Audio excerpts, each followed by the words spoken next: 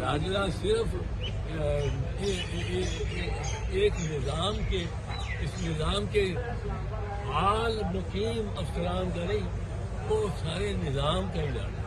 Barrister صاحب، آپ نے قاسم سوری صاحب والے کیس کے بارے میں جو بات انکشاف کیا ہے کہ اس میں چیف جسٹس امتا بندیال بھی اس سازش کا حصہ تھے اور انہوں نے قاسم سوری کی رولنگ اور ان کی عدالت نے اس کو ختم کیا، تو آپ کے خیال میں چیف جسٹس امتا بندیال اس سازش کا حصہ تھے اور جنرل باجوہ کے کنٹرول میں تھے، اور جسٹس بندیال نے جو فیصلے کیے جنرل باجوہ کے کہنے پہ کیے؟ اب تو یہی لگتا ہے، اب تو یہی لگتا ہے۔ پہلے نہیں لگتا؟ جس وقت عمر بندیال کیس سن رہے تھے فوجی عدالتوں کا، ماں سوائے یہ کہ آخری مہینہ انہوں نے لگایا ہی نہیں، وہ آبزرویشن جو دیتے تھے اس سے تو بڑا انکریج ہوتے تھے، وہ دیتے تھے آبزرویشن۔ انہوں نے جو کہا کئی مرتبہ کہا کہ فوجی عدالت نے کس طرح سویلین کو، تو آپ کو پتہ نہیں چلا جسٹس بندیال کے وقت نہیں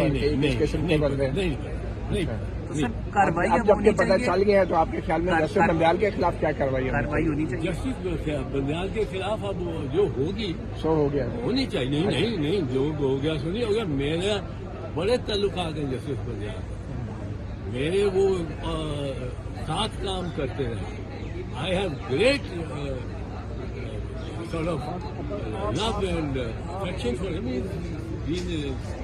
but this thing جو غلط کرتا ہے میں اس کو نہیں۔ تو بندیال اور باجوہ صاحب تو دونوں کو کٹہرے میں کھڑا ہونا چاہیے۔ یار دونوں کو ہونا چاہیے، کٹہرے میں کھڑا ہونا چاہیے باجوہ صاحب۔ کیا تم میرے نفی لوگ ہیں؟